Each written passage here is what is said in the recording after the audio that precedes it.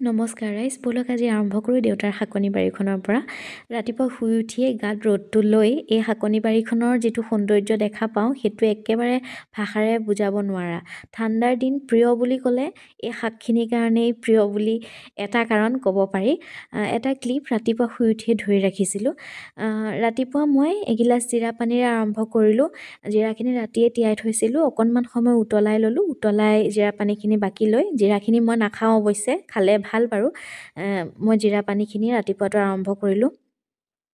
আৰু as a breakfast 2টা ক'লা চাউলৰ আবতৰীয়া পিঠা আৰু অলপমান দৈ, এয়া ব্ৰেকফাষ্ট কৰা হ'ল। হেভিকৈ ব্ৰেকফাষ্ট কৰা নহয়, পিঠাটো আবতৰীয়া যদিও বনাইছিলোঁ ঘৰতে বাৰু। তাৰপিছত আৰু একেবাৰে লাঞ্চ, বেলেগ একো খোৱা নহয় মাজত। এয়া ঠাণ্ডাৰ দিনৰ লাঞ্চ, দুপৰীয়াৰ ভাত সাজ। অসমীয়া প্ৰত্যেক ঘৰ মানুহৰ শাকেই শাক, শাকেৰে মাছৰ জোল, শাকৰ চাটনি, এটুকুৰা নেমু। চিম্পল কিন্তু খুব সোৱাদ লগা। এয়া একাপ গ্ৰীণ টি, প্ৰায় 5-6 বছৰীয়া এটা অভ্যাস, ভাত খাই উঠি একাপ গ্ৰীণ টি খোৱা।